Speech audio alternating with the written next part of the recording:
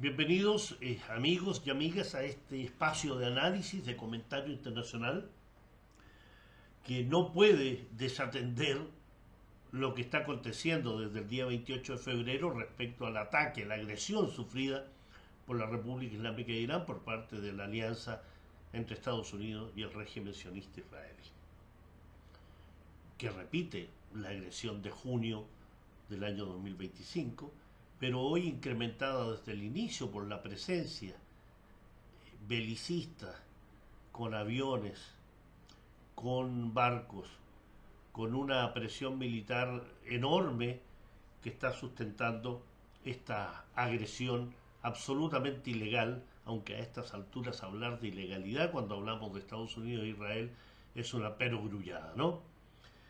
Se sigue atacando a Irán, no se ve posibilidades de un cese, a pesar que los rumores indican que Emiratos Árabes Unidos y Arabia Saudí están mediando de alguna forma para lograr un cese al fuego, porque se han visto afectados indudablemente, ya que en esas monarquías árabes del Golfo Pérsico radican bases militares, navales y aéreas, precisamente de Estados Unidos y sus aliados europeos, principalmente Gran Bretaña, ¿no? Este ataque lo que muestra es que, iniciado por esta alianza imperial sionista, también tiene la posibilidad de ampliar a otros frentes. En este país, en este Irán, que es una de las civilizaciones más antiguas del mundo, un Irán que durante los últimos 500 años ha existido en el mapa mundial con las mismas fronteras que les conocemos ahora. Y no ha habido una sola superpotencia, potencia o imperio que no haya intentado invadir a Irán. Una sociedad multiétnica, culturalmente diversa, caracterizada por un mosaico de grupos étnicos, de lenguas, de tradiciones, que hacen enormemente atractivo a la República Islámica de Irán. Una historia milenaria.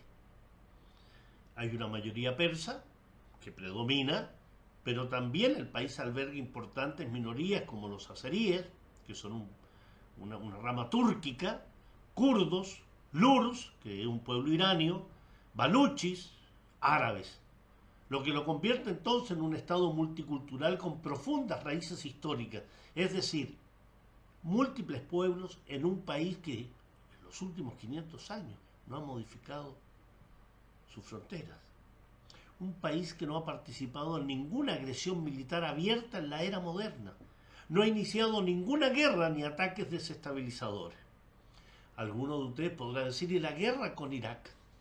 Bueno, la guerra con Irak fue una guerra provocada por las potencias occidentales que alimentaron, armaron y financiaron al ya ejecutado Saddam Hussein para atacar a la naciente revolución islámica. La guerra con Irak fue entre el año 1980 y 1988. El triunfo de la Revolución Islámica fue en 1979. Por tanto, había que frenar a la Revolución Islámica, y qué mejor que utilizar a sus testaferros en una guerra que generó cerca de 1 millón de muertos, ¿no? Entonces, ¿por qué, a pesar de lo que les describo de la historia, lo milenario, las raíces históricas, lo multicultural, que Irán no ha agredido a nadie, ¿por qué entonces este belicismo contra Irán por parte de las potencias que Seyed Ali Jamenei, asesinado precisamente por Estados Unidos e Israel, denomina las potencias hegemónicas y arrogantes? Razones varias, entre ellas el hecho de que la República Islámica de Irán se encuentra en un cruce de países, en un cruce de regiones, ¿no? Es un país bisagra del punto de vista que está allí al sur del Cáucaso, al sur del Mar Caspio, entre Asia Occidental y Asia Central. Por tanto, es un espacio estratégico absolutamente, y de lo cual hay que sumar sobre todo en el último siglo, sus riquezas energéticas, petróleo y, claro está, el principal elemento hoy que cataliza muchas guerras, que es el gas. Además, es un país que a partir de 1979, cuando es derrocada la monarquía de los Paleví, es una potencia, 92 millones de habitantes, con un gran espacio geográfico que limita con 14 países. Esta revolución islámica a partir de 1979 rompe con la dependencia política, militar, cultural que tenía con Occidente. Irán era un portaaviones terrestre de Estados Unidos. Se rompe ese vínculo, pero además decide, en 1979, no ser ni de la corriente capitalista ni ir por la corriente socialista, que eran los dos grandes bloques existentes en esos años. Por tanto, a partir de 1979, Irán busca y ha buscado su desarrollo al margen de cualquier influencia ideológica, política o económica. Es un país verdaderamente soberano. Y desde aquel hito histórico, con el triunfo de la Revolución Islámica, ese afán de dominarla por parte de Occidente se ha agudizado. Guerras impuestas, la que les mencionaba de Irak. Ataques, un ataque a un avión civil, 300 iraníes asesinados. Desestabilización, asesinato de científicos iraníes para detener su programa de desarrollo nuclear, procesos de desestabilización permanente, política de sanciones, embargos, ataques terroristas a mezquitas, a centros religiosos, a mausoleos como el del imán Khomeini, al parlamento iraní y financiamiento de grupos extremistas para operar en sus fronteras, principalmente la oriental con Afganistán y la occidental que limita fundamentalmente con el Kurdistán iraquí. Desde el 28 de febrero pasado, cuando se inicia la nueva fase de agresión contra Irán, por esta alianza delictiva conformada por Washington y el sionismo, a la par de todos los elementos que conforman una guerra híbrida, es decir, guerra convencional, junto a ataques mediáticos, tecnológicos, económicos, se une además la intensificación de el intento de catalizar acciones terroristas tanto en la frontera occidental con Irak como en la frontera oriental con Afganistán. En el caso de la frontera oriental operan grupos terroristas del movimiento MKO, Mujahidin al-Qadr, cuya sede principal no está en Afganistán ni está en países vecinos, está en París, en Francia. Un grupo terrorista con sede y oficinas en Francia, donde suele apoyar con millonarios aportes en dinero a los candidatos presidenciales de ese país. ¿De dónde saca el dinero? De los servicios de inteligencia occidentales, pero además del tráfico de drogas en la zona de Afganistán. La heroína, ¿no? Pero le es permitido porque es un movimiento que se opone a la República Islámica de Irán. Con campos de entrenamiento militar en Albania, por ejemplo, bajo el apoyo de militares de la OTAN. Es decir, sede, oficinas en París y campos militares en Albania. Un MKO que es responsable del asesinato de 30.000 iraníes desde 1979 a la fecha.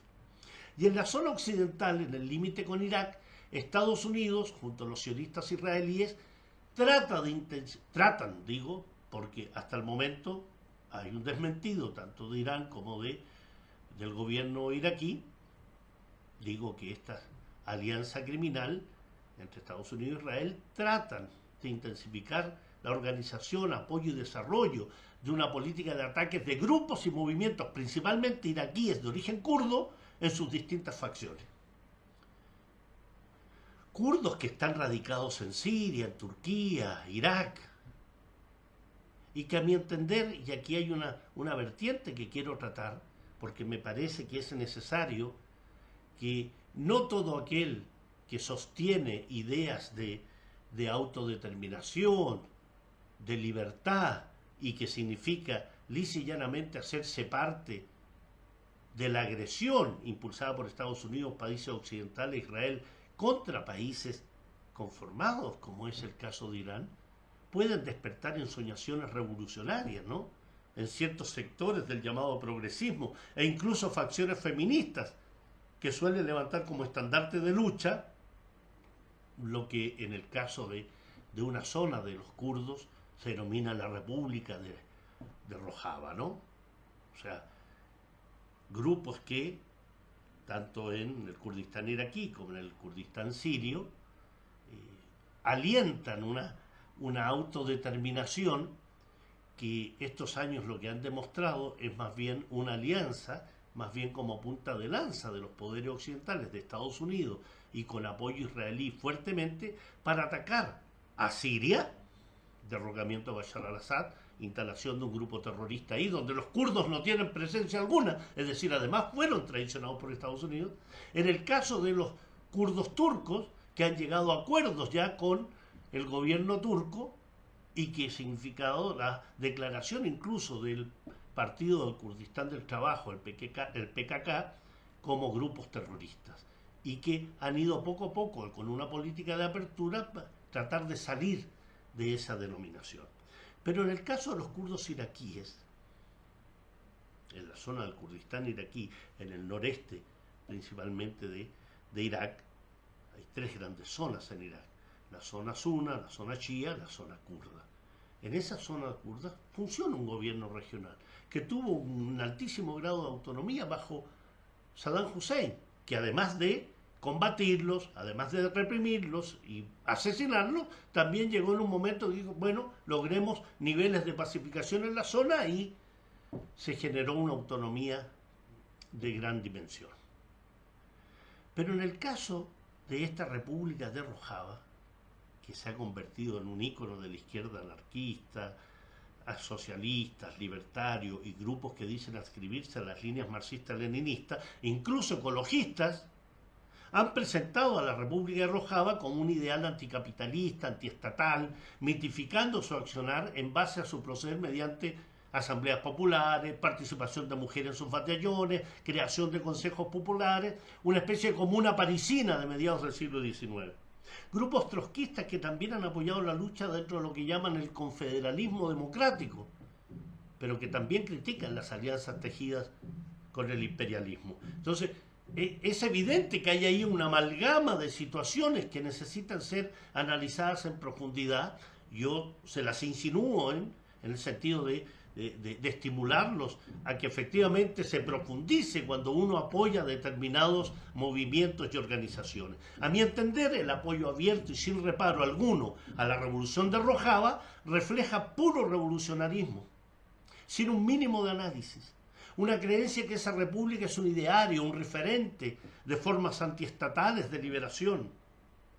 Pero, y sigo en esto, un interesante trabajo de un colectivo de análisis que bajo el título Guerra de Clases, que los invito a leer, los voy a escribir a renglón de la imagen, y afirma la necesidad de recordar que todo nacionalismo, sea una nación pequeña o una nación grande, es históricamente chauvinista, expansionista, imperialista y por tanto estatista.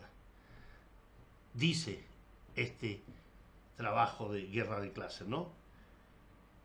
Y el gran referente idealizado del confederalismo democrático en Rojava no es una comunidad sin clases como creen sus seguidores, sino una forma distinta de gobernanza, en que las diversas clases de esa sociedad acuden con sus demandas para llevar adelante acciones, planificar solución a problemas que se presentan sobre los problemas étnicos que dicen los afectan. Si hiciéramos un símil, es una variedad de lo que conocemos en esta parte del mundo como política parlamentaria, ¿no? Bueno, dicho como es como un acápite dentro del conjunto de elementos que les señalo, la enorme mayoría de estos grupos y movimientos kurdos, en su labor, han servido más a los intereses de Washington que para la construcción y concreción de su ideario político. Se facilitó el derrocamiento del gobierno de Bashar al-Assad en Siria, la instalación de un gobierno dirigido por los mismos terroristas que los kurdos sirios, por ejemplo, combatían, como también la consolidación en Irak del llamado grupo dirigente del clan Barzani, que controlan gran parte del noreste de Irak. Contra Irán se mueven cada día hilos menos invisibles, como los movimientos kurdos iraquíes, y hasta facciones separatistas en el llamado Kurdistán iraní que reivindican incluso una efímera república de Mahabad en el noroeste de Irán del año 1946, término de la Segunda Guerra Mundial, un invento de Estados Unidos en la posguerra destinada a fragmentar a Irán. Por eso les mencionaba que Irán tiene las mismas, los mismos límites, las mismas fronteras hace medio milenio. Por tanto, destinado esa creación efímera de esta República Mahabat para debilitar la soberanía iraní que avalan los intereses de las potencias occidentales hoy y las políticas de ataque a Irán, donde el clan Barzani juega un rol fundamental. Irak tiene un gobierno de unidad nacional, pero en los sectores del clan Barzani, en la zona del Kurdistán iraquí, donde hay bases militares estadounidenses, son tremendamente desestabilizadoras del propio Irak, ¿no? Washington y su testaferro sionista han hablado en estos días de una ofensiva terrestre sobre Irán. Lo han escuchado ustedes, Donald Trump, ¿no? Mi impresión, que para eso no se van a atrever con tropas conformadas con estadounidenses e israelíes. Significa entrada de tropas, un enfrentamiento que les puede significar miles de bajas. Por eso lo hemos visto bombardear y bombardear y bombardear, ¿no? Que es lo que han hecho también en Palestina, lo que han hecho en el Líbano. No van en una acción directa porque saben que frente a frente simplemente los mercenarios israelíes y los estadounidenses huirían como alma que lleva el diablo, ¿no? Entonces, lo que harían es utilizar grupos y movimientos principalmente iraquíes de la región del llamado Kurdistán iraquí. Y las informaciones que se manejan hasta ahora señalan que tanto la CIA como el Mossad ya prestan apoyo en armas, dinero, logística a los grupos kurdos con base en Irak. Yo agregaría que más bien no es que ya presten apoyo, siguen sosteniendo apoyo, pero ahora masificado, ¿no? Lo han hecho permanentemente. Estos extremistas ya tuvieron su primera irrupción junto a los agentes de los mencionados servicios de inteligencia, CIA y Mossad, a fines del año 2026 y a fines del año 2025, diciembre, y principio del 2026, enero, en el marco de lo que fueron las manifestaciones por temas económicos en Irán.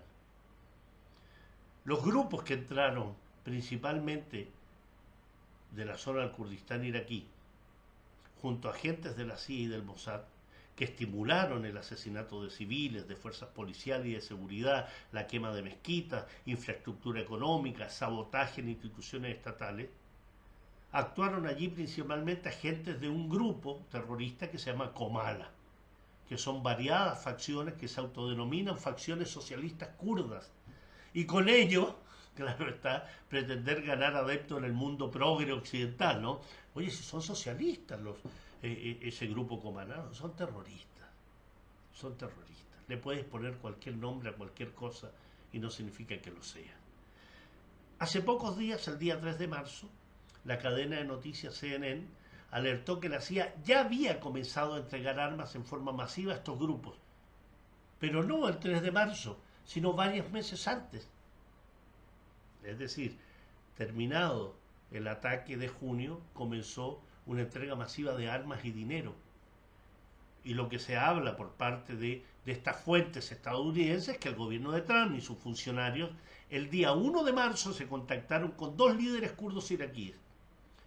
Masoud Barzani, que dirige el PDK, el Partido Kurdo Iraquí, y Wafel Talabani, a la cabeza del llamado UPK, ¿no? Que es otro grupo del Kurdistán iraquí. La idea, discutir la operación militar estadounidense en Irán y la forma en que Estados Unidos y los kurdos podrían colaborar a medida que avanzara la misión. Esto no solo por CNN, trascendió también desde el gobierno iraquí, que precisamente estos servicios de inteligencia de estos gobiernos, del gobierno estadounidense y sionista, estaban trabajando en esta desestabilización.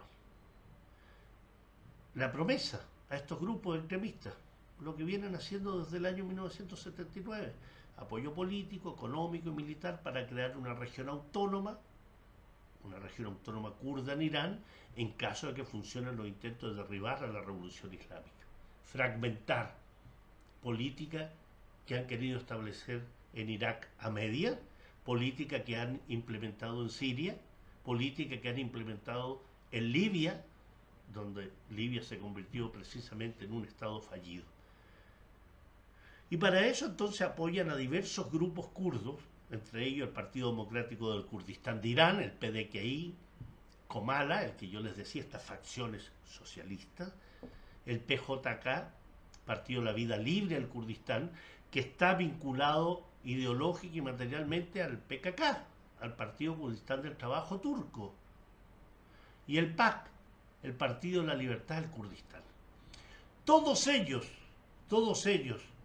han sido calificados como grupos terroristas y separatistas, donde claramente son instrumentos de potencia extranjera. Y ante ello el gobierno de Irán ha declarado que cualquier acción de terrorismo desde el territorio iraquí, en zona del noreste del país, van a recibir una respuesta fulminante del noreste de Irak, digo, ¿no? Porque es la parte noroccidental de Irán. Van a recibir entonces una respuesta fulminante, incluyendo ataques a posiciones dentro del territorio iraquí. Y eso significa también la posibilidad cierta del ingreso en este conflicto de las milicias de Al-Hayat al-Shaabi iraquí, parte del eje de la resistencia. Hay un cuartel general que se llama Katena Al-Anbiya, que es de la Guardia Revolucionaria iraní, del Cuerpo Guardián de la Revolución Islámica, que anunció 2 días después de las tratativas de Trump que se atacó con 3 misiles la sede de los grupos kurdos opuestos a la revolución en la región del Kurdistán iraquí. No se proporcionaron más detalles sobre la ubicación atacada ni la magnitud. Lo único evidente es que gran parte de esos movimientos escaparon raudamente hacia el interior del territorio iraquí. Y en un contexto similar a esto de advertir, el secretario del Consejo Supremo de Seguridad Nacional de Irán, Ali Larijani, enfatizó que Irán no va a tolerar ningún grupo separatista, que la situación no está fuera de control y que las Fuerzas Armadas iraníes tienen el control total de la situación. Insisto que estas declaraciones de Larijani se dan en la circulación de informes occidentales sobre militantes kurdos, supuestamente iraníes, que ingresaban al país en preparación para una operación terrestre en el oeste de Irán. Informes que fueron desmentidos por las propias autoridades del Kurdistán iraquí, pero que además las propias organizaciones kurdo-iraquíes dijeron: nosotros no estamos en esto porque no nos dan seguridades. No nos dan seguridades. Y claro está, han sido traicionados permanentemente por Estados Unidos, sino que lo digan los kurdos sirios. Por otra parte, el propio asesor de seguridad nacional iraquí, Qasem Al-Araji, afirmó que el país no va a permitir que ningún grupo con base en territorio iraquí cruce la frontera hacia Irán para llevar a cabo actos terroristas, por supuesto, ¿no? Especialmente mientras la República Islámica lucha contra la agresión estadounidense israelí. Palabras de Qasem Al-Araji, quien hizo estas declaraciones en una conversación con el vicepresidente del Consejo Supremo de Seguridad Nacional de Irán, Ali Bagheri, un personaje que ha trabajado años en materia de seguridad. El asesor de seguridad nacional iraquí destacó que su país va a continuar sus contactos diplomáticos con las diferentes partes para reducir las tensiones, asegurar la vía diplomática, y le ha asegurado a Irán que de parte del gobierno iraquí no hay ninguna posibilidad de aceptar ni permitir el ingreso de grupos terroristas iraquíes. Pero las fronteras siempre son muy permeables, ¿no? Más aún, el asesor iraquí señaló que el primer ministro iraquí, Mohammad Shia al-Sudani, ordenó a las autoridades que cumplan plenamente un acuerdo de seguridad que se firmó hace muchos años entre Teherán y Bagdad.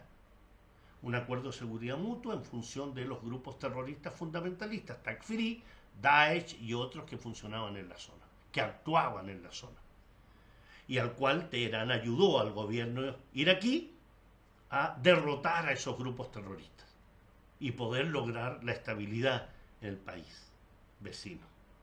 Por tanto, se han tomado las medidas necesarias. Incluso se afirmó que el Ministerio del Interior del gobierno regional del Kurdistán iraquí, recordemos que tiene una autonomía, ha reforzado la presencia de la fuerza de seguridad Peshmerga, que es el nombre de sus combatientes, ¿no?, a lo largo de la frontera con Irán. Es decir, gobierno iraquí sustentando la decisión y la orden respecto a que no ingresen grupos terroristas a territorio iraní, y al mismo tiempo el gobierno regional del Kurdistán, que ha desplegado fuerzas de seguridad peshmerga para impedir también ese ingreso.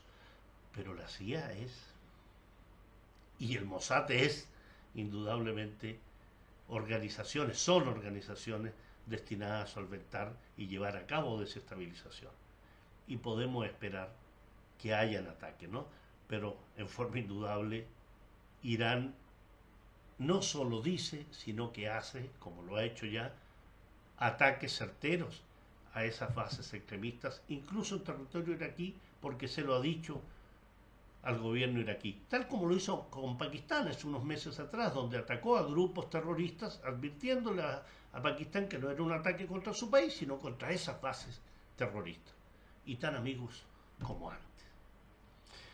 Por ello, desde este breve análisis, donde combino lo que está pasando con Irán, este ataque alevoso, criminal, lo que acontece respecto a kurdos sirios, kurdos iraquíes, kurdos turcos, kurdos iraníes, en una, diría yo, misión sencilla, humilde también, en el sentido de estar alerta sobre cantos de sirena de aquellos que se presentan como organizaciones libertarias, democráticas, independentistas, pero en verdad sirven a los proyectos de dominio, de hegemonía de potencias como Estados Unidos y sus aliados.